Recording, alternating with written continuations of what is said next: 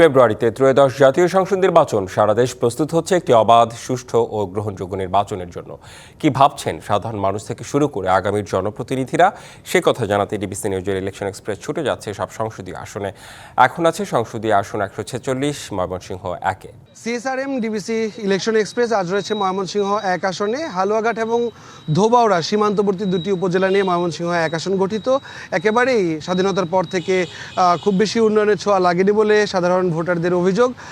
আজ আমার সাথে এই মুহূর্তে যুক্ত হয়েছেন ইসলামী আন্দোলন বাংলাদেশ মনোনীত ময়মনসিংহ 1 আসনের প্রার্থী হাফেজ মাওলানা অ্যাডভোকেট মোহাম্মদ জিল্লুর রহমান এবং খেলাফতে মজলিস মনোনীত প্রার্থী অ্যাডভোকেট মাওলানা রফিকুল ইসলাম। আমি প্রথমে আপনার কাছে একটু জানতে চাই, আসলে দীর্ঘ সময়েও কেন এই উপজেলা দুটি এখন পর্যন্ত উন্নয়ন বঞ্চিত বলে আপনারা মনে করেন? জি, ধন্যবাদ ডিবিসি নিউজকে। আমরা আসলে বেসিক্যালি আমরা তো বিগত 54 বছরের ইতিহাসে আমরা সুস্থ কোনো রাজনীতির ধারাই পাইনি, যেটা বাস্তবতা। এবং আমি মনে করব যে আমাদের বিগত দিনে হালুয়াঘাট দুবরার যে সমস্ত প্রার্থীরা ছিলেন তারা আসলে কোয়ালিটিফুল এবং ওই লেভেলের যোগ্যতা সম্পন্ন ব্যক্তি ছিলেন না বিদায় ময়মনসিংহ থেকে মাত্র 54-55 কিলোমিটার দূরে আজকে পাহাড়ি পাদদেশে আমরা অবহেলিত রয়ে গেলাম 54 বছরে, যেখানে হসপিটাল আপনি নিজেই দেখেছেন, তারপরে স্বাস্থ্য ব্যবস্থার মধ্যে কোনো ধরনের কোনো উন্নতি নাই, রাস্তাঘাটের যথেষ্ট পরিমাণ অনুন্নত, শিক্ষা ব্যবস্থাকে ধ্বংস করে দেওয়া হয়েছে। দলের মনোনয়ন নিয়ে তো আপনি মানুষের কাছে যাচ্ছেন, কেমন সাড়া পাচ্ছেন?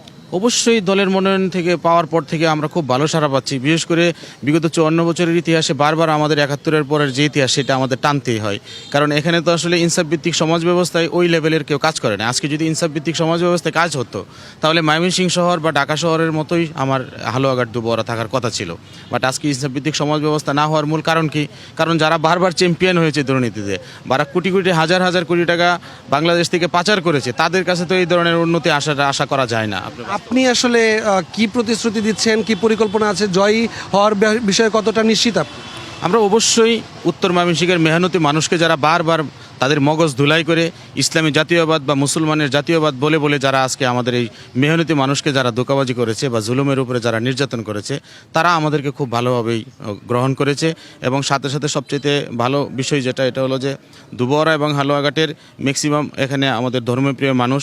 ইসলামিক দল থেকে আমাদের পূর্ব 2008 সালে বা 2014 বা 2018 নির্বাচনে আমাদের হাত পাকার প্রার্থী ছিলেন, তাদের ধারাবাহিকতায় এবার আমি নতুন প্রার্থী হয়েছি। আলহামদুলিল্লাহ আমাদের যথেষ্ট পরিমাণ সাড়া আছে এবং শিক্ষিত সমাজ এবং ধর্মীয় সমাজ আমাদেরকে খুব ভালোভাবে গ্রহণ করছে এবং উন্নয়ন। আমরা একটু খেলাফতে মজলিসের প্রার্থীর কাছে কথা বলতে চাই, আসলে কি পরিকল্পনা রয়েছে এই হালুয়াঘাট ধোবাউড়া? ধন্যবাদ ডিবিসি বাংলাকে এই সংবাদ প্রচার করার জন্য। আমাদের পরিকল্পনা অবশ্যই, যেহেতু আপনি প্রশ্ন করেছেন আগেও যে আমাদের একেবারে অবহেলিত এলাকা, সেই হিসাবে এই অবহেলিত এলাকাকে আমরা পুনর্মূল্যায়ন করতে চাই এবং সেটাকে ডেভেলপ করতে চাই। শিক্ষা এবং রাস্তাঘাট তথা সমাজ ব্যবস্থার যে অবক্ষয় সেক্ষেত্রে আমরা রোধ করে এটাকে ডেভেলপ করতে চাই।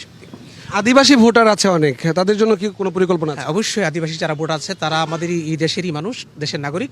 তাদের ধর্মীয় স্বাধীনতা এবং তাদের সামাজিকভাবে সুষ্ঠুভাবে চলার জন্য যা যা প্রয়োজন আমরা সবই স্বীকার করতে পারবো। জয়ের ব্যাপারে কতটা নিশ্চিত আপনি?